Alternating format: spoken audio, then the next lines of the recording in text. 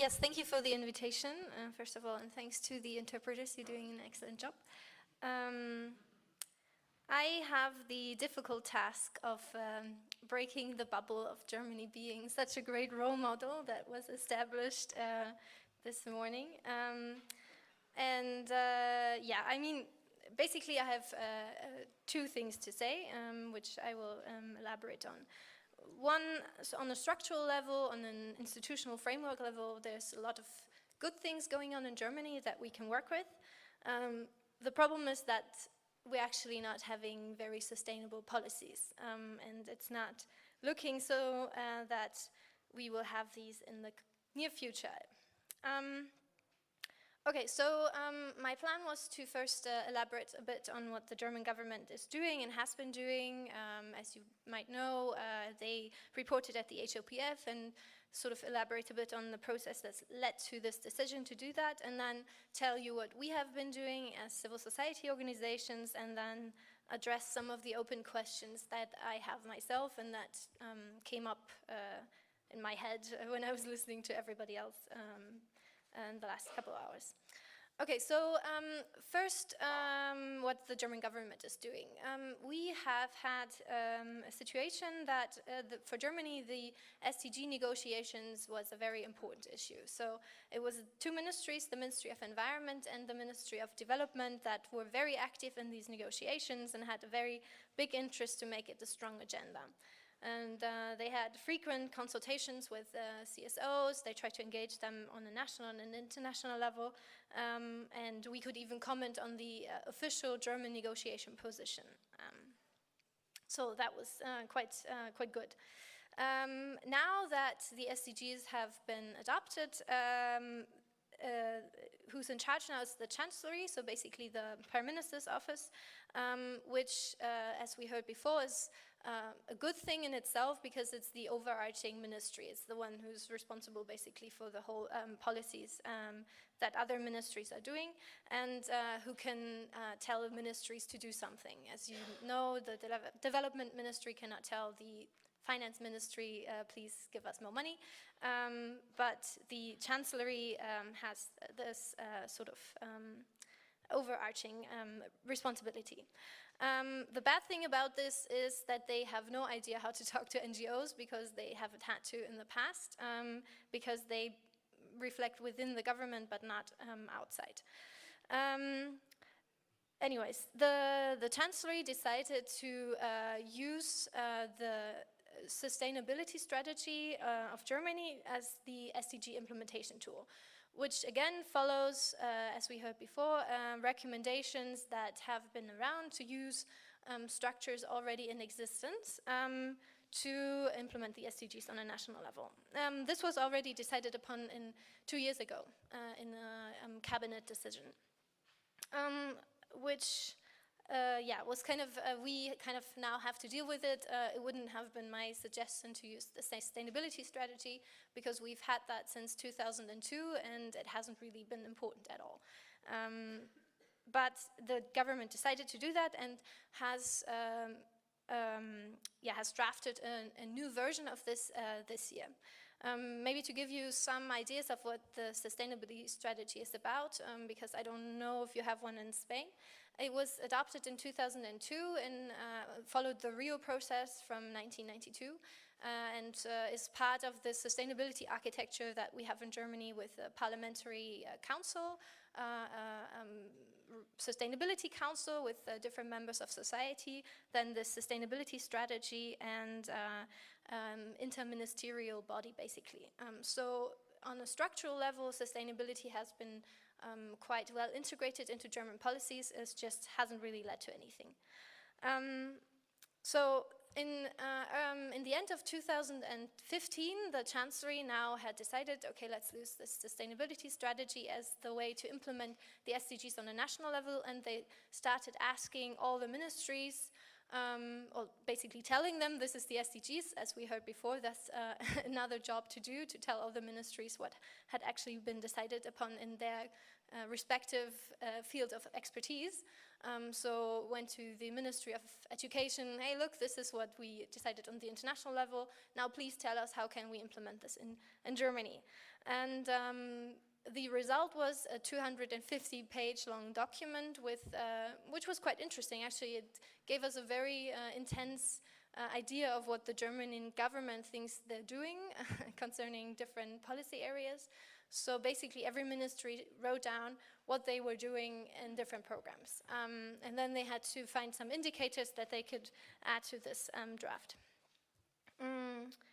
We had the chance to comment on this summer, and as you can hear already from my tone, I was quite critical of this, and so were about 1,400 or 500 other organizations, and we wrote a lot of letters explaining, okay, this is not enough, you haven't really focused on the important issues, and we need something more ambitious to actually implement the SDGs in Germany. The next round of drafting the sustainability strategy is still going on, and they cannot so far keep the deadline of autumn this year because we've been just too critical. The second important thing that has happened this year in Germany is, as I mentioned, that the German government reported at the high-level political forum, which, as you probably all know, is the important UN body where states can talk to each other or report to the UN what they are doing concerning SDG implementation on a national level. And interestingly enough, Germany was one of the first countries that said, yes, we want to do this report. We want to do this national voluntary review. As early as winter last year, they already declared this.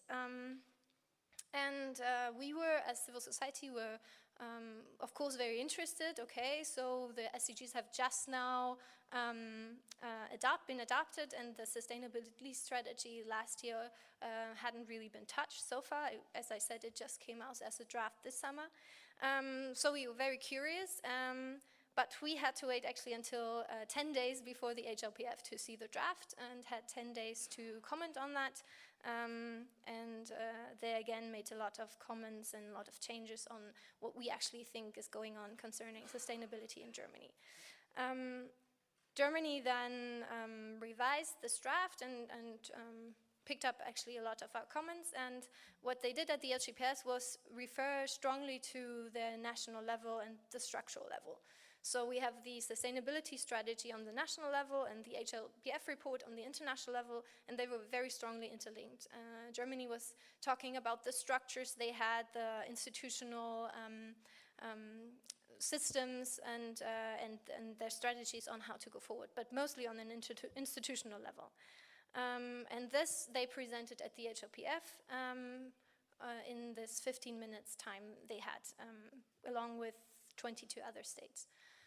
The other interesting thing about Germany at the HLPF was that they gave societal actors 3 minutes of their 15 minutes presentation time, which meant that my organization and another civil society organization, together with trade unions and an organization of German industries, could together contribute to the German statement and read it ourselves. Which, as you can imagine, was quite a difficult task to get 3 completely different stakeholder groups to agree on the statement of 3 minutes on how we think sustainability is going in Germany. But we managed after all, and did get to read the statement.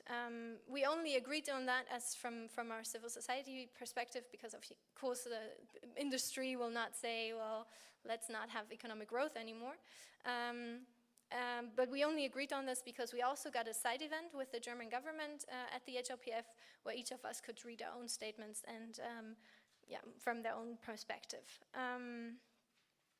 And the last thing about the HLPF is that Germany now has been a very active stakeholder to reform the HLPF, or to bring it in some kind of way that it doesn't actually successful review.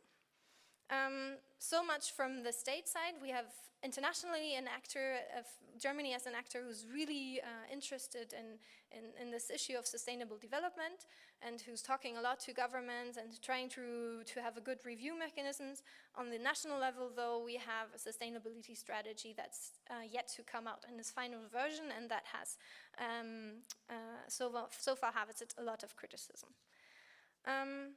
We as civil society organizations in Germany have been following the process of the SDGs since Rio+20 and even before that. For instance, my organization was founded in 1992 at the first Rio conference, and a lot of others have been following the MDG discussion for a while.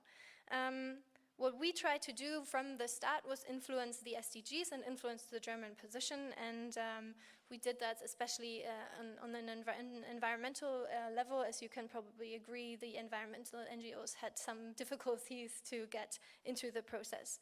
That's kind of what we did until the agreement of the SDGs. Now that they finally adopted, we were faced with this dilemma. Basically, a lot of things that were in the SDGs were okay. We said, yeah, okay, we can work with this, but a lot of things weren't. And there's still this discussion going on among German NGOs.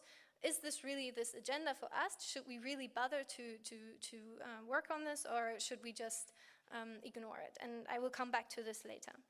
My organization, we decided not to ignore it because we saw some kind of potential in it and still do. And what we've been trying to do in the last 2 years is to bring together actors from different spheres of civil society that haven't been working on this so far. So we, as the forum, we bring together environmental and development organizations, but I started to just really go around and talk to trade unions, talk to social actors, talk to human rights actors, to peace actors, and tell them, you know, this is something where your policy areas are, you can read them in there as well, and they are in some way linked to the SDGs, and if we all come together as one group, it will be much more impressive to the German government that we managed to come up with a coherent idea if they had so much trouble getting all the ministries to write down something.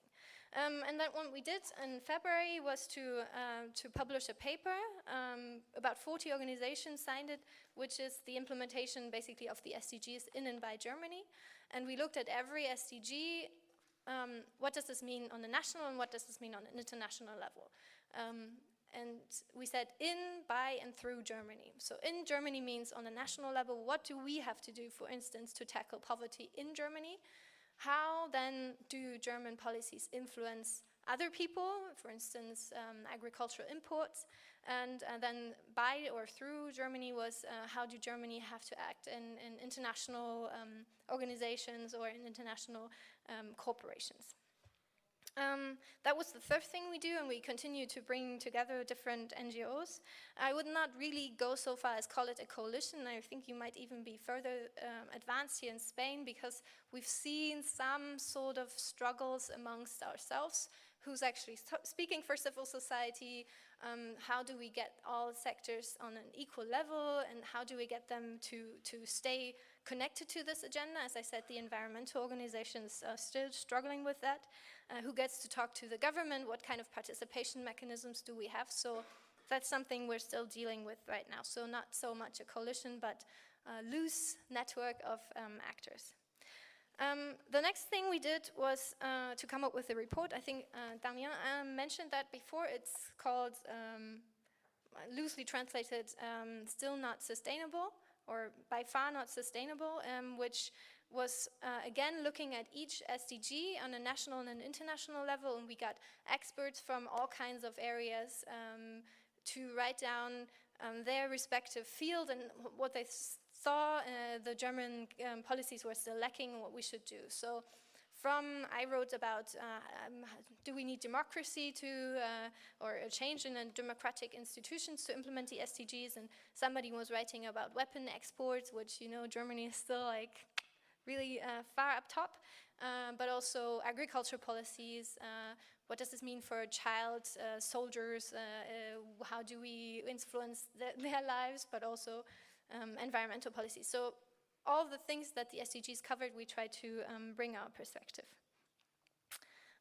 Another thing we are, of course, doing is trying to get the German government to listen to us and to actually do what we tell them, which not working so well.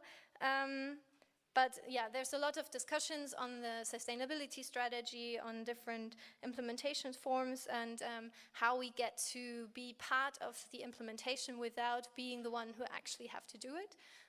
That's the whole partnership thing, but I will get back to that in a minute. But how do we want to be participating in the implementation of the agenda? Is it enough to get a conference once a year where they ask us, okay, are you satisfied, or do we actually want to speak to the chancellor every half a year or something and check how things are going? And that's leading to my my next point. What do we plan to do? This might be interesting to you as well. And I think it was already kind of mentioned in the panel before, and the open questions basically I have. What do we do with these SDGs? They're here and they somehow relate to our lives, and I think for those of us who are working on development policies, it's much more clear that this is a new way of structuring our programs and of addressing development issues. But I mean, for everybody else, it's still a big question mark. In some areas, the SDGs go way below of what we're actually asking.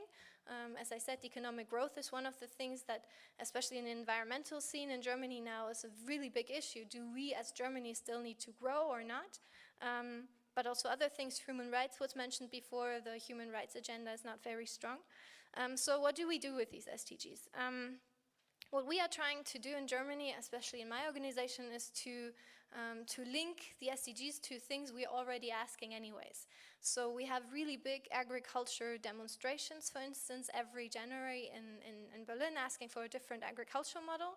And we're now saying, okay, if you ask for this kind of agricultural model, you're actually asking for the implementation of the SDGs. Or if you're going on the street demonstrating against a trade agreement with Canada, you're actually demonstrating for the SDGs. So we're kind of trying to link, at least in our understanding, what we're actually fighting for to the SDGs as a model of communication. Then we have elections coming up next year, and what we are trying to do is also, of course, influence the parties in the party programs and the next coalition. But also looking at financial policies, and I think that wasn't really mentioned that much so far. We can have environmental ministries, development ministries, even the Prime Ministry office looking at the SDGs, but if the finance ministry doesn't, it's not going to be that successful. In Germany, we currently have a policy of, it's called Black Zero, so no more debt. And I know the discussion is a bit different in Southern Europe, but we as German NGOs saying if we don't have new debt, we cannot have innovation, because we need innovation, we need money for innovation for the future. So that's something we want to talk about too. How do the taxes are allocated, and how do actually the governmental spending, how sustainable is that? And this leading to my last point, and maybe something that we can have a discussion on later. What is the open questioning? What are the open questions for me and maybe also for you? As I said at my beginning, I'm here to demolish or to deconstruct maybe the image of Germany being this role model. And this is actually something we have been struggling with, because internationally, of course, Germany is doing quite well on a structural level and institutional level, and they have been doing a good job on many levels. But then on the other hand, we see that Germany is completely not a sustainable country. Just yesterday, they released their national climate plan, and they completely leave out agriculture, which is the second biggest part for CO2 emissions in Germany. If you don't have that in your national climate implementation plan, it doesn't really make any sense. Or Germany has the highest per capita waste among the OECD countries. I mean, it's a third higher than the average of OECD. Not even talking about issues such as poverty or agricultural imports that then impact other countries.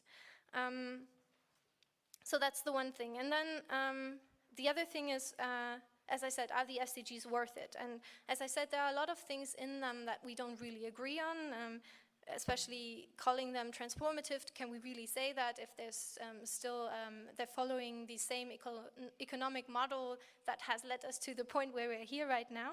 And aren't there so many more important things that we should actually be dealing with? And I mean, I'm speaking to you in Spain, you know what I'm talking about. We see that our governments are actually not listening to us anymore, that we have right-wing parties everywhere in Europe coming up and calling themselves alternative parties and alternative political models, which is greatly frightening, or the terrible developments that we see in USA, and whoever wins, it will be horrible anyways.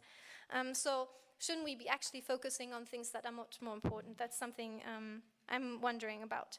And the last thing I wanted to talk about, as I promised, the question of partnerships. And this is actually tackling our role as civil society in the SDGs.